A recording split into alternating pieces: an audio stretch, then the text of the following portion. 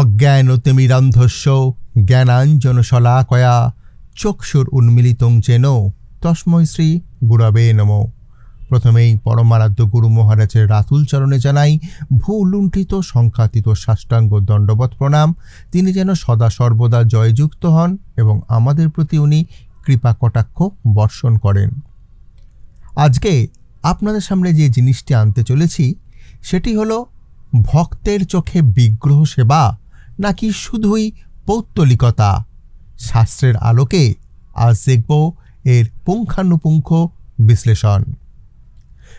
কখনো কি এমন হয়েছে যে কোনো প্রাচীন মন্দিরে শান্ত স্নিগ্ধ পরিবেশে দাঁড়িয়ে আছেন আর ধূপের গন্ধ আর ঘণ্টার শব্দে মনটা একদম স্থির হয়ে গেছে?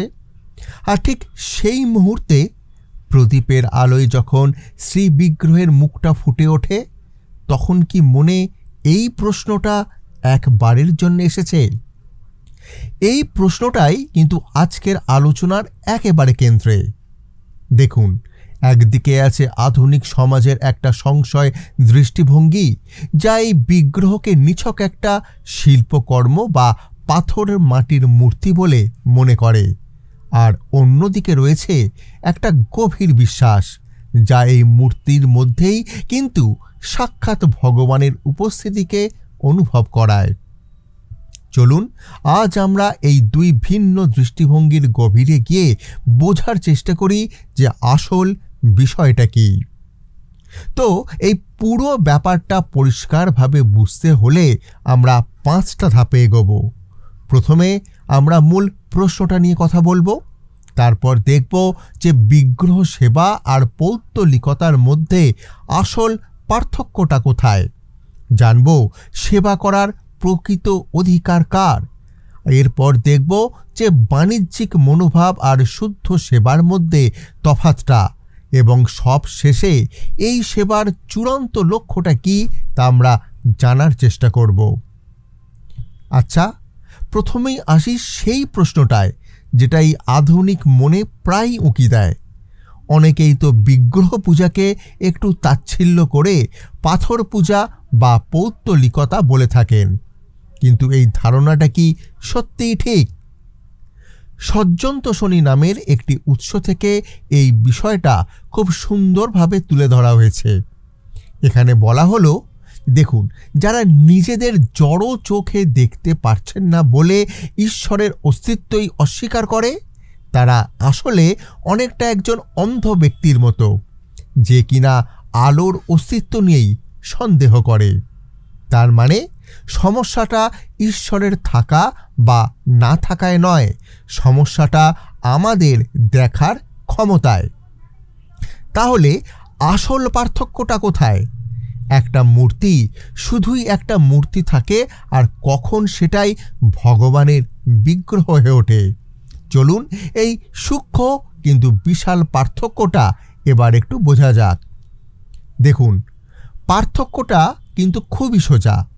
পৌত্তলিকতা হলো নিজেদের মন গড়া কোনো রূপকে পুজো করা, হয়তো মনোসংযোগের জন্যে, কিন্তু বিগ্রহ সেবা হলো ভগবানের সেই শাশ্বত চিন্ময় রূপের সেবা, যা মহাজনেরা নিজেদের হৃদয়ে অনুভব করে, জগতের কল্যাণের জন্যে প্রকাশ করেন।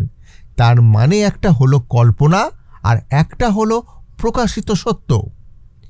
এই যে উৎসাহটা একটা অন্যরকম উদাহরণ দিচ্ছে। ভাবুন তো, আমরা যখন বাবার ছবির দিকে তাকাই, তখন কি আমরা শুধু কাগজ আর কালিকে দেখি? না তো, আমরা বাবাকে স্মরণ করি, তার প্রতি আমাদের ভালোবাসা শ্রদ্ধা জানাই। শ্রী বিগ্রহ অনেকটা সেরকম। এটা শুধু একটা জড়বস্তু নয়, এটা ভগবানের প্রতি আমাদের ভালোবাসার একটা কেন্দ্রবিন্দু। আর ঠিক এখানেই চলে আসে চেতনা বা সম্পর্কের প্রশ্নটা।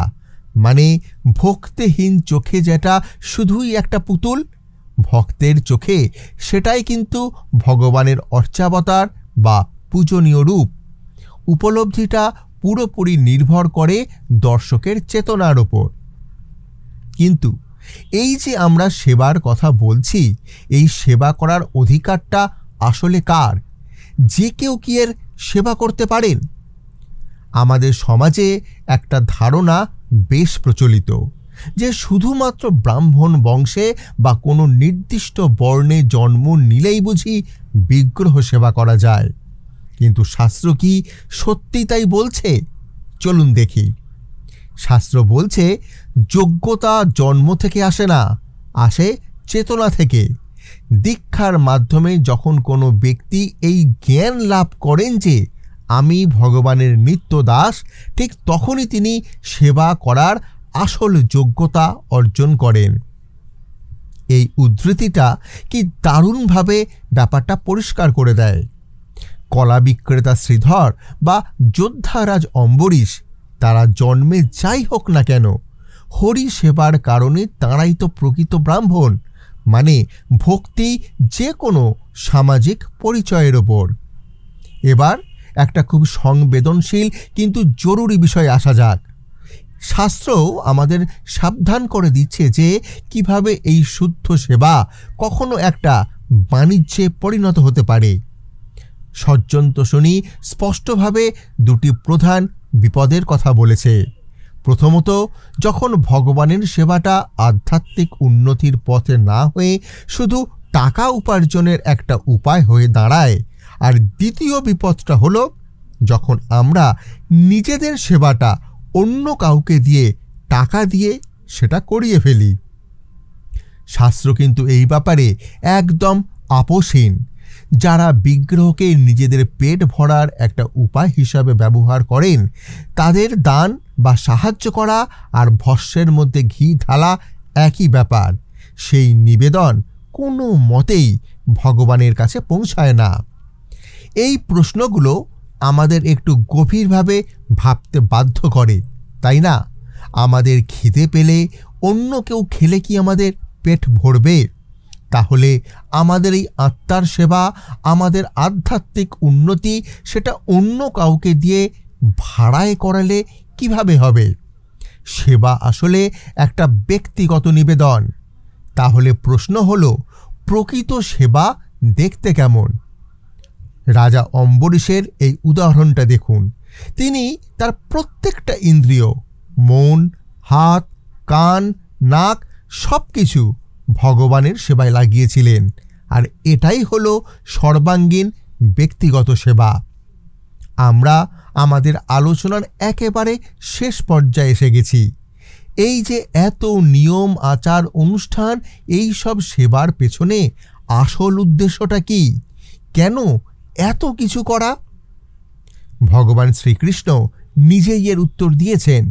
তিনি বলছেন, ভক্ত যদি ভক্তি ভরে আমাকে সামান্য একটু জলও দেয়, সেটাই আমার কাছে সবচেয়ে প্রিয়। কিন্তু ভক্তি ছাড়া বিশাল আয়োজন করে কিছু দিলেও আমি তাতে সন্তুষ্ট হই না। তার মানে আসল জিনিসটা হলো আন্তরিকতা, আসল জিনিসটা হলো শুদ্ধ প্রেম। আর শ্রী চৈতন্য চরিতামৃতের এই শ্লোকটা আমাদের মূল পরিচয়ের মনে করিয়ে দেয়। প্রতিটি জীবের স্বাভাবিক ধর্মই হলো কৃষ্ণের নিত্য দাস। তাই এই সেবাটা কিন্তু আমাদের ওপর জোর করে চাপিয়ে দেওয়া কোনো কাজ নয়। এটা আমাদের আত্মার স্বাভাবিক একটা প্রকাশ। তাহলে সবশেষে আমরা কি বুঝলাম? শ্রী বিগ্রহ সেবা আসলে কোনো সামাজিক বা ধর্মীয় অনুষ্ঠান মাত্র নয়।